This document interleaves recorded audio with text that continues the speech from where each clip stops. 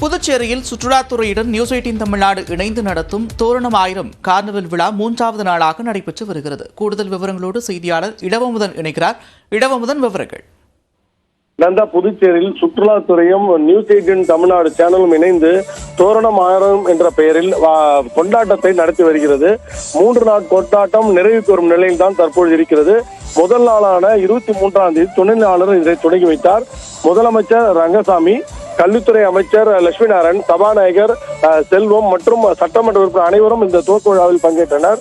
தொடர்ந்து 2 நாட்களாக மக்கள் மிகப்பெரிய கொண்டாட்டத்தில் 3வது நாளான இன்று மக்களுக்கு டிஜே, நாட்டியம், கலை நிகழ்ச்சி போன்றவை நடத்தப்படுகிறது. இடையே பொதுமக்கள், அதாவது குழந்தைகள், பெரியவர்கள் அனைவரும் மேடை ஏறி தங்களது திறமையை காட்டி வருகிறார்கள். இது மட்டுமல்லாமல் இசை நடைபெற்று வருகிறது. வயலின் மற்றும் ட்ரம்ஸ் இசைகள் நடக்கிறது. இசைக்கேற்ப பொதுமக்கள் தங்களுடைய டார்ச் லைட்டை, விளக்கை ஏற்றி தங்களுடைய ஆதரவை தெரிவித்து மகிழ்வுடன் இந்த விழாவை வரவேற்று வருகிறார்கள். புதுச்சேரி பொறுத்தவரை இந்த கொண்டாட்டம் என்பது முதல் முறையாக நியூஸ் 18 சேனல் முன்னெடுத்து கொண்டிருக்கிறது. இந்த விழா தொடர வேண்டும், தோரணம் புதுச்சேரியில் அடிக்கடி கொண்டாட வேண்டும் என்பதால் இந்த பகுதி மக்களுடைய மிகப்பெரிய கோரிக்கையாக இருக்கிறது.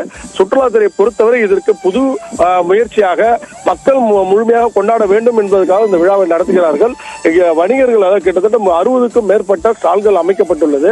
அதில் உணவுகள் ஏராளமான உள்ளூர் மற்றும் வெளி மாவட்ட உணவு வகைகளை மக்கள் மிக ருசியாக சமைத்து சாப்பிட்டுக் கொண்டிருக்கிறார்கள். அவர்கள் நேரடியாக சமைத்து தருவதை ஆர்வத்துடன் சாப்பிட்டுக் கொண்டிருக்கிறார்கள். கலை நிகழ்ச்சி, சிறந்த உணவு என கொண்ட பாடில்லை. ஆனால் இன்றுடன் நிறைவு பெறுவதால் மக்களுக்கு மிகப்பெரிய கவலையாக இருக்கிறது.